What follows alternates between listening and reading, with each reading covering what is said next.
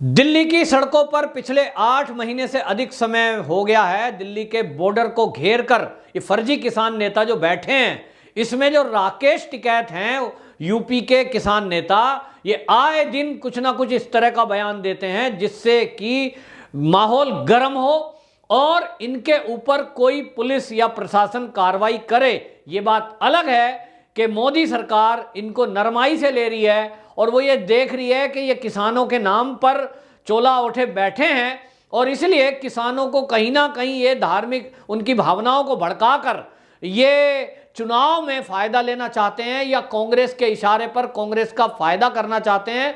लेकिन हद तब हो गई जब राकेश टिकैत ने एक बयान में ये बोल दिया कि बीजेपी सरकार चाहती है कि देश के लोग आपस में लड़ें, जातियों के आधार पर लड़ें, धर्म के दंगे हों, और इतना तक बोल दिया कि बीजेपी का कोई उत्तर प्रदेश का बड़े नेता की हत्या तक ये करवा सकते हैं चुनाव जीतने के लिए, और उत्तराखंड का भी कोई बड़ा लीडर बीजेपी मरवा सकती है। ये जो आरोप लगाया है, ये जो बयान दिया है, ये इतना गंभीर है कि इन्होंने ये कैसे बोल दिया कि बीजेपी चुनाव जीतने के लिए उत्तर प्रदेश और उत्तराखंड के किसी बड़े हिंदू नेता की हत्या करवा सकती है। सवाल ये उठता है कि यदि बीजेपी ऐसा कर रही है तो बहुत गंभीर मामला है, इससे भयंकर कुछ हो नहीं सकता। लेकिन राकेश टिकैत को यह खबर कहां से मिली, इस तरह का बयान देना?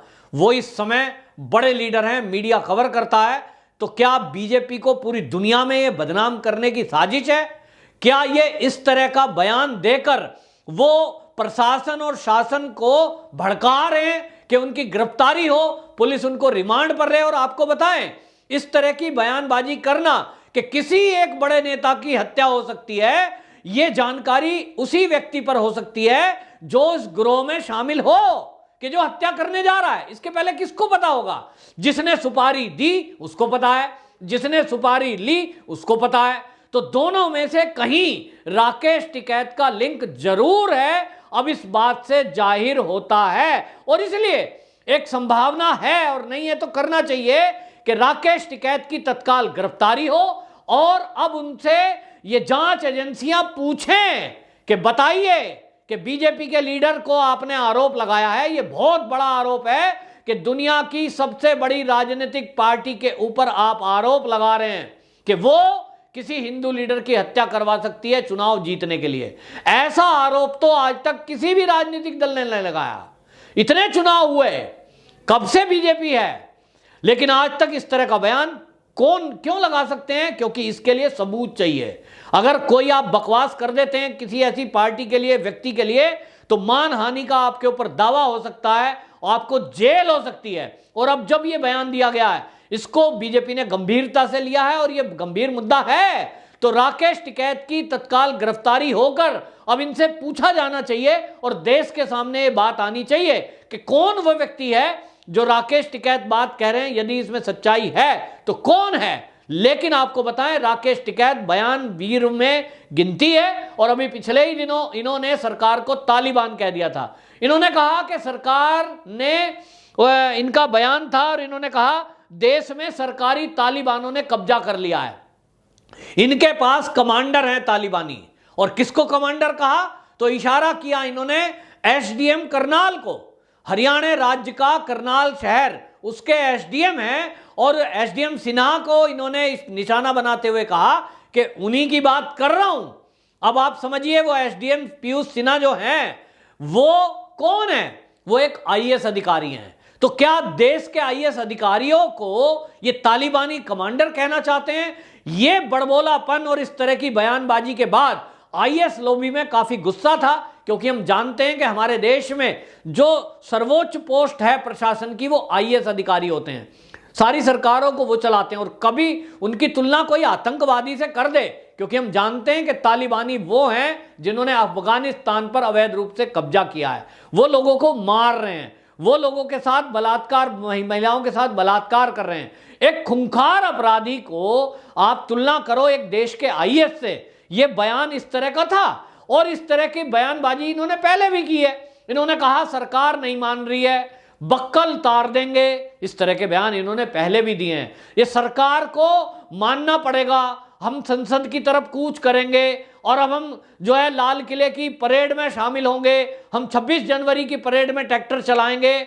और ट्रैक्टर को इन्होंने बाकायदा आह्वान किया है कि देश के किसान अब संसद पे चढ़ाई करें, 20 लाख ट्रैक्टर अब मैं दिल्ली की तरफ ला रहा हूं। इस तरह के कई बार इनके बयान आए हैं। तो सवाल अब ये उठ रहा है कि इस तरह की बयानबाजी, अभी तक ये समझ में आ रहा था कि अपने आंदोलन को चलाने के लिए ये 200 ट्रैक्टर को 20 लाख बताएं, ये इनका व्यक्तिगत मामला है। ये किसी से उसकी झूठ बोलकर पेमेंट लें, ये व्यक्तिगत मामला है। ये किसान नेताओं के बीच में बैठकर अपनी साख बनाने के लिए कुछ भी बोलें, ये इनका व्यक्तिगत मामला हो सकता है, इनकी यूनियन का जुड़ा हुआ मामला है। इसमें किसी को कोई दखलंदाजी नहीं है, ना कोई ऑब्जेक्शन है। आप किसी में बड़ाई मारो अपनी यूनियनों में बैठ के कि मेरे पास तो 50 करोड़ आदमी है, बोल दो, क्या फर्क पड़ता है किसी पे। लेकिन आप यदि भारतीय जनता पार्टी जैसी पार्टी पर यह आरोप लगाएं कि वो चुनाव जीतने के लिए किसी बड़े नेता की हत्या करवा सकते हैं, किसी बड़े हिंदू नेता की हत्या करवा सकते हैं, वो दंगे करा सकते हैं, वो हिंदू मुस्लिम सिख इसाई को आपस में लड़वा सकते हैं, ये इससे बड़ा आरोप आज तक किसी राजनीतिक दल पे लगा नहीं है। और ये बहुत गंभीर मामला है और इसलिए सरकार को इस पर जरूर संज्ञान लेना चाहिए। नहीं तो ये व्यक्ति वो है कि इसके हौसले इतने बढ़ गए हैं, इसको लगता है कि सड़क को घेर के बैठ जाओ, कोई कुछ कहने वाला नहीं है। जिस हाईवे को चाहें ये जाम कर सकते हैं। करनाल में यही हुआ, इन्होंने तय किया कि हम वहां पर मुख्यमंत्री की मीटिंग नहीं होने देंगे और इसलिए विरोध प्रकट के नाम पर इन्होंने जिद की, पुलिस पर पथराव किया, प्रशासन पर पथराव किया, रोड ब्लॉक किया, लाखों लोगों को रोज परेशान कर रहे हैं। नेशनल हाईवे को घेर के बैठ जाते हैं, कभी मूड इनका आता है दिल्ली की पेरिफेरल वे को घेर लेते हैं। पूरे देश में अराजकता फैला रखी है। तो सवाल उठता है कि यह अराजकता कब बंद होगी। पूरा देश ये देख रहा है कि एक तरफ हमारे देश के प्रधानमंत्री और गृह मंत्री अमित शाह वो हैं जिनका लोहा पूरी दुनिया मान रही है, लेकिन हमारे ही देश के कुछ ये गद्दार टाइप के लोग ये इस तरह की अराजकता फैला रहे हैं और इनको कोई रोक टोक करने वाला नहीं है। क्या जब एक एसडीएम, करनाल का एसडीएम सिन्हा रोड खाली करा सकता है कुछ फोर्स के बल पर, तो क्या दिल्ली की पुलिस इतनी कमजोर है कि वो दिल्ली के बॉर्डर खाली नहीं करा सकती? क्या यूपी की पुलिस इतनी कमजोर है कि वो गाजीपुर बॉर्डर इससे टिकैत से खाली नहीं करा सकती? नहीं, फोर्स में पूरी ताकत है हमारे देश की। जो आपको बताएं, दिल्ली की पुलिस हो या यूपी की पुलिस, उसका लोहा पूरी दुनिया मानती है, भारत ही नहीं। तो 1 घंटे के अंदर खाली हो सकता है। लेकिन कहीं ना कहीं चोगा ओढ़े जो बैठे हैं, एक कहावत है गांव में कि भेड़ की खाल में भेड़िए अगर आ जाएं तो ये धोखा है। और इसी तरह कुछ लोगों ने ये किसानों के नाम पर, इसके अंदर बैठे हैं खालिस्तानी मूवमेंट वाले लोग, इसके अंदर बैठे हैं कांग्रेसी एजेंट, इसके अंदर बैठे हैं लोकदल पार्टी से जुड़े हुए लोग, और अब तो समाजवादी की भी सपोर्ट है, और इन्हीं तरह के विपक्षी दलों की इनको सपोर्ट है कि आप 2022 में जो चुनाव आ रहे हैं जिन राज्यों के, उस तक इसी तरह इस आंदोलन को चलाते रहिए, क्योंकि भारतीय जनता पार्टी का मुकाबला कोई पार्टी सीधे सीधे चुनाव में टक्कर दे नहीं सकती, जीत नहीं सकती। तो अब विपक्षी दलों को लगता है कि जब सारे मिलकर भी बीजेपी को जीतने से नहीं रोक सकते हम उत्तर प्रदेश में, तो क्या करें। इसी तरह का सेंटिमेंट लोगों का, और हर्ट करने की कोशिश करें, लोगों को अपने साथ जोड़ने की कोशिश करें और उनको बरगलाएं, भटकाएं। किसानों के नाम पर आपको बताऊं, मैं भी उत्तर प्रदेश से आता हूं, केवल मुजफ्फरनगर जिले को यदि छोड़ दें, पूरे यूपी में कोई लोग किसान जानते भी नहीं है राकेश टिकैत है कौन। ये तो मीडिया वालों ने रोज राकेश टिकैत की बाइट दिखा दिखा के आपको बता दूं, हमारे देश में हजारों किसान यूनियन है, जैसी एक भारतीय किसान यूनियन ये राकेश टिकैत ने बना रखी है। हजारों हैं, और 350 तो वो हैं जिन्होंने इस किसान आंदोलन में भाग लिया है। लेकिन मीडिया की कारस्तानी है कि एक को हाईलाइट करती है और राकेश टिकैत के उल्टे सीधे बयान को भी पूरी तरह दिखाती है। तो उनकी भी कोशिश है कि एक को नेता बना दो। जैसे हमने देखा, मीडिया का यही काम है कि कुछ मीडिया जो कांग्रेस के इशारे पर चलता है, कभी उन्होंने हार्दिक पटेल को एक युवा नेता बताकर गुजरात में हाईलाइट करा था, आज आप देख लीजिए गुजरात का वो अध्यक्ष बना दिया कांग्रेस का, हाईलाइट किया गया। इसी तरह अन्ना आंदोलन में अन्ना को हाईलाइट किया और उसका परिणाम क्या हुआ, कौन कौन नेता वहां से निकले जो कसम खा रहे थे अपने बच्चों की कि हम राजनीति में नहीं जाएंगे, तो दिल्ली पे बैठे हैं। इसी तरह से ये मीडिया है कि राकेश टिकैत को नेता बनाकर और वो इसको फर्जी प्रोजेक्ट करके उत्तर प्रदेश में बीजेपी सरकार को हराने के सपने देख रहा है, हाईलाइट करते हैं। उल्टे सीधे बयान देने पर कोई राकेश टिकैत से काउंटर सवाल ये नहीं करता कि जी आपने अभी कहा है कि बीजेपी ऐसा करा सकती है, हत्या करा सकती है, बताइए आपके पास ये जानकारी कहां से आई। पत्रकार को पूछना चाहिए, लेकिन कोई पूछता नहीं, क्योंकि वो जो फर्जी किसान नेता है ना, इर्द गिर्द इनके कितने गुंडे रहते हैं, वो ऐसे पत्रकार को पीट देंगे, उसका कैमरा तोड़ देंगे, और ये काम हुए हैं।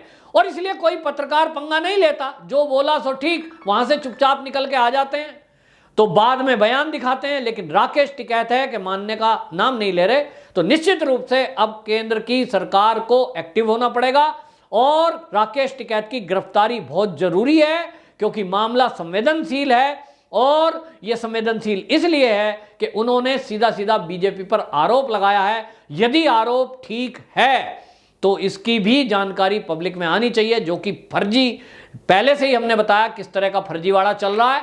तो ये फर्जीवाड़ा राकेश टिकैत के नाम, जो राकेश टिकैत जो फर्जी किसान नेता बने बैठे हैं और जो दावा करते हैं कि उत्तर प्रदेश के किसान मेरे साथ हैं, हकीकत में आज 50 से ज्यादा किसान कहीं बॉर्डर पर नहीं बैठे हैं। लेकिन ये राकेश टिकैत किसके बेस पर, किसको फायदा पहुंचाने के लिए ये आंदोलन चला रहे हैं।